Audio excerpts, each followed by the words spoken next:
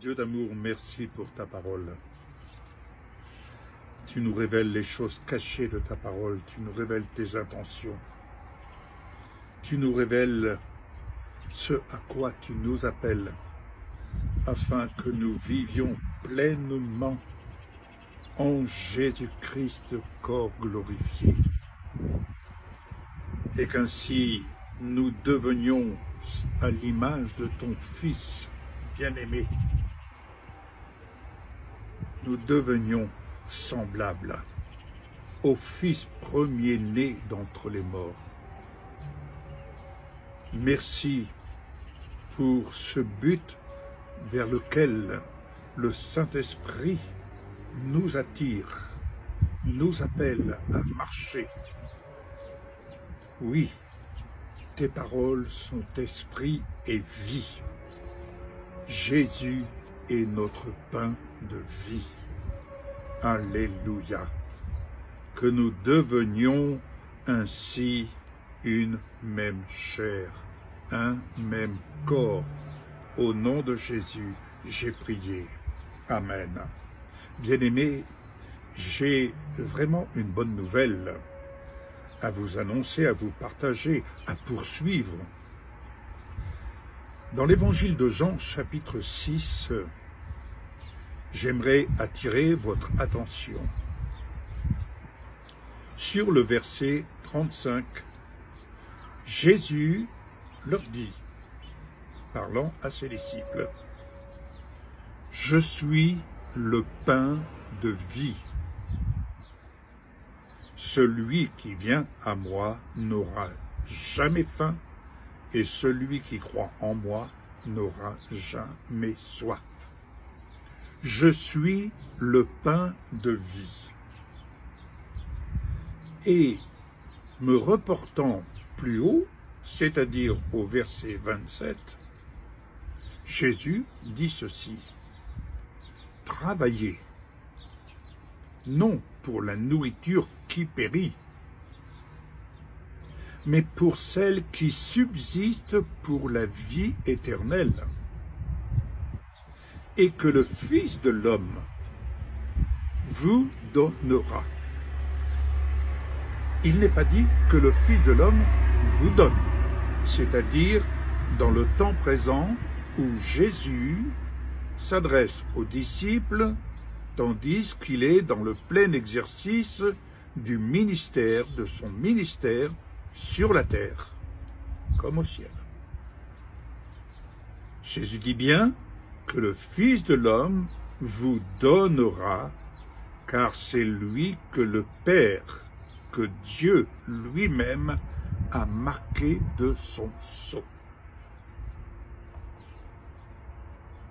Nous voyons au verset 29, il nous est dit, ceci, c'est Jésus qui parle encore, l'œuvre de Dieu, c'est que vous croyez en celui qu'il a envoyé. L'œuvre de Dieu, c'est que vous croyez en celui qu'il a envoyé, c'est-à-dire le pain de vie. Alléluia. Celui dont nous sommes appelés à nous nourrir. Alors vous allez me dire, oui, je me nourris de la parole. Amen. Mais Jésus dit bien, je suis le pain de vie. Suivons au verset 53.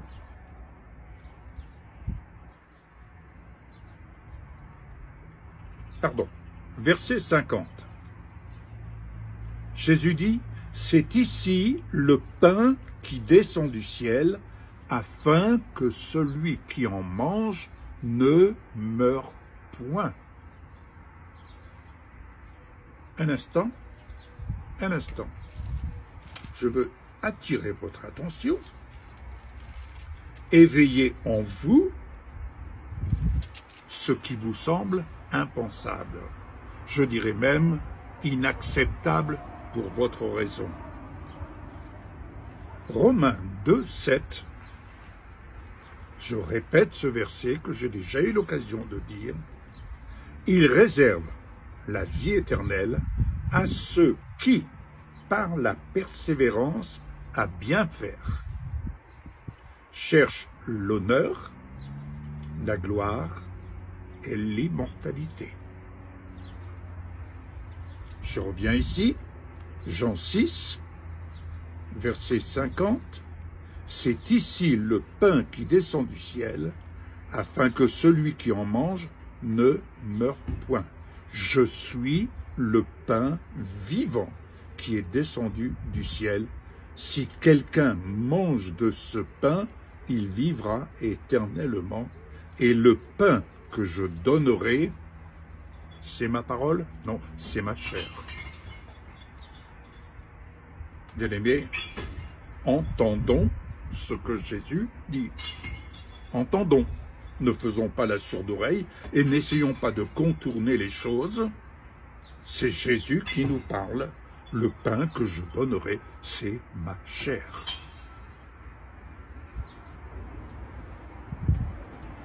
Inacceptable pour ma raison, mais acceptable parce que c'est Dieu qui parle. Jésus leur dit, verset 53, en vérité, je vous le dis, si vous ne mangez la chair du Fils de l'homme, et si vous ne buvez son sang, vous n'avez point la vie en vous-même. Celui qui mange ma chair et qui boit mon sang a la vie éternelle, et je le ressusciterai au dernier jour. Car ma chair est vraiment une nourriture, et mon sang est vraiment un breuvage. Celui qui mange ma chair et qui boit mon sang demeure en moi, et je demeure en lui. Alors, je n'ignore pas que beaucoup peuvent vouloir contourner. Je lis la parole, et la question qui se pose à moi, comme elle peut se poser à vous, mais de quel corps parle-t-il? Ah! Nous voyons qu'à un moment donné, en écoutant cela, certains de ses disciples l'ont quitté, parce qu'ils se sont dit, il veut faire de nous des cannibales. Mais bien entendu, c'est pour la logique humaine, c'est inacceptable. Mais il faut bien se dire, Dieu parle et ce qu'il nous dit n'est pas terrestre. C'est un langage céleste qui vient d'en haut. Jésus, Fils de Dieu, est envoyé de Dieu pour nous ramener dans la communion avec Dieu. Jésus a bien dit, je suis dans ce monde, mais je ne suis pas de ce monde. Je suis dans ce monde, mais je ne suis pas le langage de ce monde. Le langage que Jésus emploie n'est pas pour notre logique humaine. Le langage qu'il emploie, c'est pour notre esprit, afin de nous amener dans le plein salut, de nous ramener dans la maison du Père. Alléluia! Afin de devenir semblable à lui. Et pour devenir semblable à lui, continuons de cheminer. Jean 7, verset 42, il nous est dit que le Christ est né à Bethléem. Et Bethléem, c'est la maison du pain. Vous voyez, Jésus n'est pas né dans n'importe quel endroit.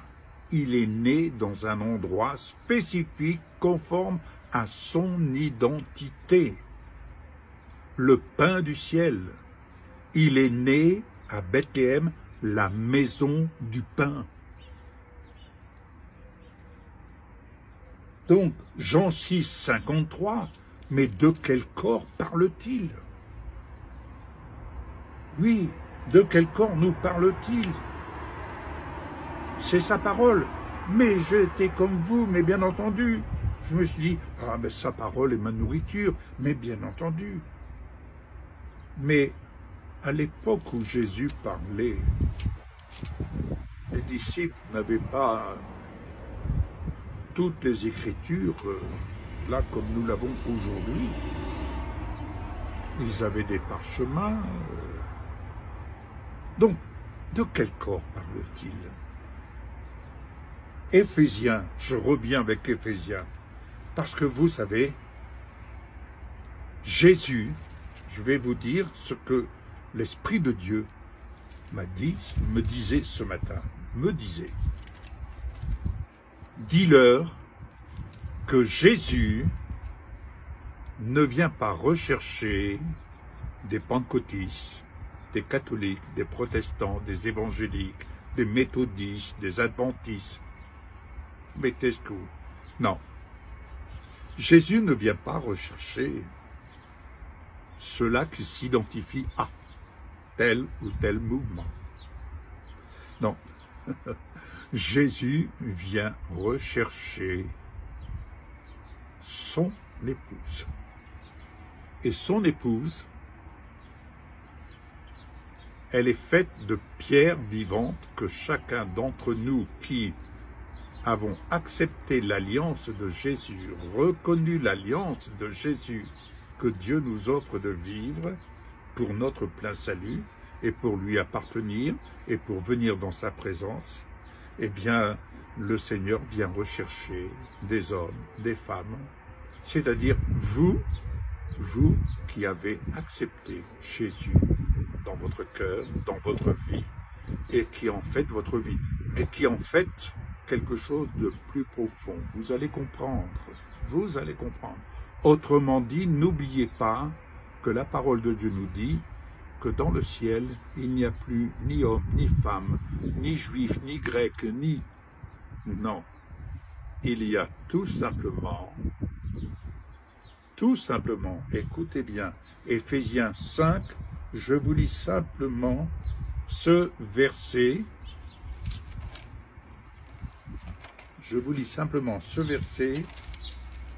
Alléluia, où Jésus, je le rappelle encore, parce qu'il faut que cela pénètre, Jésus vient rechercher son Église, c'est-à-dire celle qui est sanctifiée, purifiée, lavée par l'eau de la parole, parce qu'il l'a fait paraître devant lui, glorieuse, sans tache, ni ride, ni rien de semblable, mais sainte et irréprochable. Voilà comment nous devons apprendre à nous voir dans la perfection de l'amour du Père, dans la perfection du Fils Jésus-Christ, notre Sauveur, corps glorifié. C'est comme ça, vivre par la foi et marcher par la foi, c'est commencer à se voir comme ça, et non pas se conformer à l'image du monde, c'est-à-dire le reflet que ce monde peut nous renvoyer. Quand je me regarde dans le miroir, et regardez-vous dans le miroir, en lisant ce verset, vous allez voir un autre reflet de ce que vous êtes en Jésus-Christ. Et c'est ainsi, je passe au verset 31 et 32, soulignez ça. C'est pourquoi l'homme quittera son père et sa mère, s'attachera à sa femme, et les deux deviendront une seule chair, un seul corps. Et Paul conclut, ce mystère est grand, je dis cela par rapport à Christ et à l'Église. Autrement dit, l'Église devenue de la même nature que le Fils premier-né d'entre les morts, un seul corps, une seule chair. De quelle nature? De quelle nature est ce corps? Alléluia. Là, nous pouvons arriver à ce stade, nous pouvons commencer de dire, viens Seigneur Jésus, viens. Oui, l'épouse dit, viens, viens. Donc, bien-aimés, pour que Jésus vienne chercher son Église, il faut que cette Église se détache. Il faut qu'elle se détache de cette autorité charnelle, légaliste, pour s'attacher et pour que chaque pierre soit attachée à l'édifice, à savoir Jésus-Christ glorifié, qui est le commandement de son Église, le chef de son Église. Il n'y a pas d'autre chef que Jésus-Christ et son corps, ses membres, que nous sommes appelés à être et à devenir semblables à lui. Et pour devenir semblable à lui, je vous ramène dans le livre de l'Apocalypse, chapitre 1er. Si vous ne désirez pas cela, vous passez à côté, bien-aimés. C'est important que nous recherchions, le Seigneur. Nous sommes des voyageurs et nous cherchons le Seigneur pour vivre pleinement. Oui, vivre pleinement notre baptême de gloire. Apocalypse 1er, c'est l'apôtre Jean qui parle de ce qu'il a vécu sur l'île de Patmos. Je répète, je me retournais pour savoir quelle était la voix qui me parlait. Est-ce que le Seigneur ne vous parle pas en ce moment? Personnellement, il me parle. Et je ne fais que de vous transmettre ce que dans mon cœur, non pas là, mais dans mon cœur, l'Esprit de Dieu fait retentir l'œuvre de sa parole. Et je ne peux que vous partager. Heureux celui qui croit en la parole, alléluia, et qui marche, qui visionne sa vie en vue de vivre pleinement cette relation. C'est possible, puisque c'est Dieu qui parle. Pour ma petite tête, ce n'est pas possible. Et d'ailleurs, n'essayez pas de faire rentrer le plan de Dieu, le contenu du plan de Dieu pour votre salut dans votre tête, elle va imploser. Mais que ce salut qui se révèle dans le cœur, se révélant dans le cœur, ce n'est pas la chair qui vient vous révéler cela. Mais Jésus dira, c'est mon Père, comme il a pu le dire à Pierre, c'est mon Père qui vous révèle cela. Ce n'est pas la chair et le sang, ce n'est pas une révélation intellectuelle, c'est une révélation qui n'est pas de ce monde. Cette révélation nous vient d'en haut, à la lumière de la parole. Alléluia. Et je poursuis. Jean dit, je vis 7 chandeliers d'or. Et au milieu des 7 chandeliers, quelqu'un qui ressemblait à un fils d'homme, vêtu d'une longue robe, ayant une ceinture d'or sur la poitrine, sa tête et ses cheveux étaient blancs comme de la laine blanche, comme de la neige. Ses yeux étaient comme une flamme de feu. On est loin de l'image. Ah, j'ai vu Jésus avec une belle barbe, des beaux yeux, tout ça. Arrêtons. Cette imagination, ce rêve, la description de Jésus glorifié, Jean nous le dit comment il est. Alléluia. Ses pieds étaient semblables à de l'airain ardent, comme s'il avait été embrasé dans une fournaise. Et sa voix était comme le bruit de grandes eaux. Il avait dans sa main droite 7 étoiles, de sa bouche sortait une épée aiguë. Sa parole est plus tranchante. C'est une épée à double tranchant. Et son visage était comme le soleil lorsqu'il brille dans sa force. Écoutez, j'ai le soleil qui est là, n'est-ce pas? Ben, je peux vous assurer, je suis obligé de détourner mon regard parce que si je me mets comme ça, ben, je vous assure, j'ai du mal à regarder le soleil. Même avec mes lunettes de soleil. Alors, quand je le vis, je tombais à ses pieds comme mort. Qui peut tenir dans une telle présence? Oui, nous avons eu, j'ai vécu, comme beaucoup d'autres, des temps de visitation où, il est vrai, on ne peut tenir dans la présence vivante de notre Dieu. Une telle présence change la nature de notre cœur, mais également la nature de notre corps. Alors oui, de ce corps, le Seigneur dira, je vous donnerai, il vous donnera, alléluia, une nourriture. La voilà la nourriture, se nourrir du corps glorifié auquel nous sommes destinés à être attachés afin de devenir une seule chair, corps glorifié. Voilà le pain de vie que le Seigneur nous offre de nous nourrir. Et pour s'en nourrir, ce n'est pas une nourriture intellectuelle, c'est une nourriture de foi. À chacun de la consommer. Pour la consommer, le Seigneur Jésus a dit, l'œuvre de Dieu, c'est que vous croyez en celui qu'il a envoyé.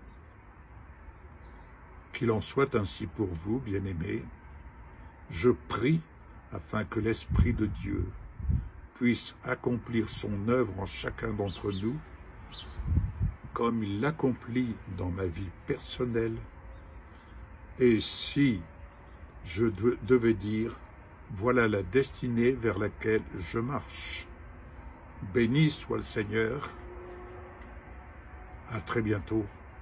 Bonne journée à vous et allez de l'avant.